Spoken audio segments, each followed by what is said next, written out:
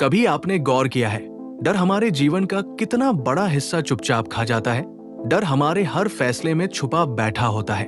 Career में, रिश्तों में, स्वास्थ्य में, भविष्य में, यहाँ तक कि जीने और मरने तक में।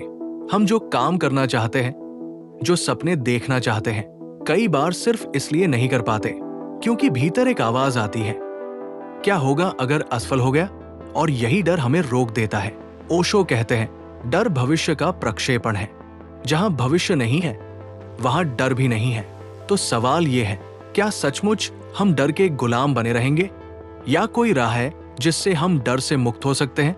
आज इस यात्रा में हम गहराई से देखेंगे डर की जड़ क्या है, वो हमें कैसे नियंत्रित करता है और कैसे सजग होकर हम उससे मुक्त हो सकते हैं।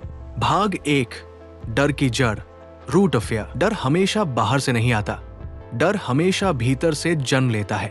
उदाहरण के लिए, अगर आप अंधेरे कमरे में जाते हैं और अचानक आवाज आती है, तो डर आपके भीतर पैदा होता है।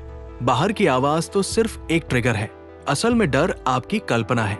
आप तुरंत सोचने लगते हैं, शायद चोर है, शायद भूत है, शायद कुछ बुरा होने वाला है। यानी डर एक कल्पना है, एक ऐसी चीज जो अभी घटी ही नहीं है। भाग 2, डर और भविष्य का संबंध। डर हमेशा भविष्य से जुड़ा है। अगर मैं असफल हो गया तो, अगर लोग मेरा मजाक उड़ाएंगे तो, अगर मेरी नौकरी चली गई तो, अगर मैं मर गया तो। ध्यान दीजिए, ये सब अगर से शुरू होते हैं। मतलब डर कभी वर्तमान में नहीं होता, वो हमेशा भविष्य की कल्पना में होता है। ओशो कहते हैं, वर्तमान में जीने वाला इंसान डर को जानता ही नहीं। डर केवल उस मन में है जो भविष्य में भागता है। भाग 3, डर और अतीत का संबंध। कभी कभी डर भविष्य का नहीं, बल्कि अतीत का बोझ भी होता है। मान लीजिए आपने पहले किसी काम में असफलता पाई। अब जब भी वही स्थिति आती है, मन तुरंत याद दिलाता है, तुम फिर गिरोगे। यानी अतीत का अनुभव भविष्य का डर बनकर सामने आता है। पर असल में न तो अतीत सच है, न भविष्य सच, केवल वर्तमान है। भाग 4, डर और अहंकार, ईगो।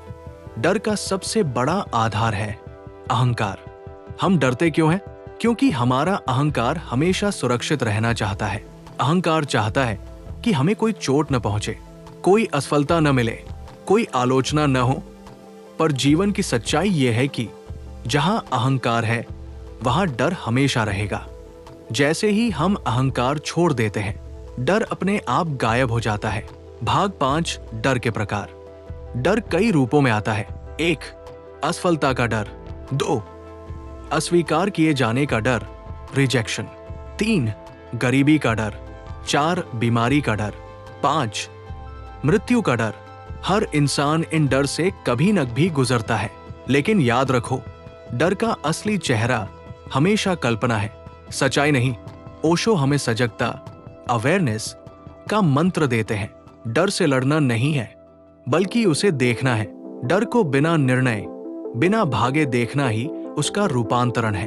भाग 7, आधुनिक जीवन और डर। आज की दुनिया में डर और भी सूक्ष्म रूप ले चुका है।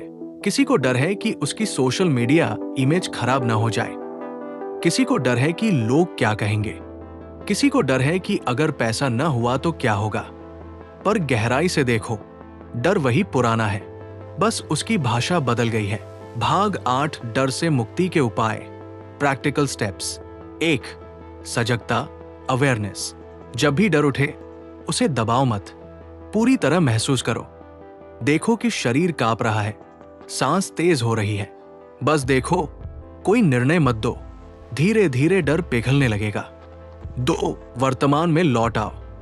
जब भी मन भविष्य में भागे, अपने आप से कहो, ये क्षण सुरक्षित है, अभी इस क्षण में कोई डर नहीं है।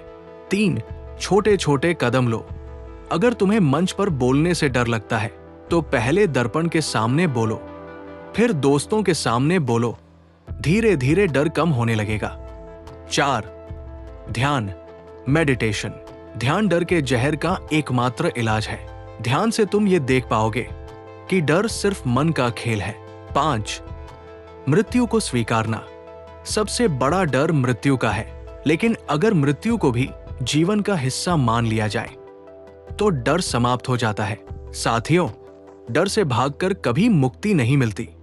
मुक्ति तभी मिलती है जब हम डर को पहचानते हैं, उसे देखते हैं और समझते हैं कि वह केवल मन का प्रक्षेपण है।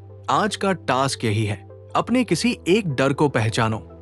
आज रात 10 मिनट उसके साथ बैठो, उसे देखो, महसूस करो। तुम देखोगे वो धीरे धीरे मिटने लगेगा। याद रखो, जहां सजगता है वहां डर नहीं है, और जहां डर नहीं है वहां जीवन है, पूरी तरह बिना बंधन, बिना कैद।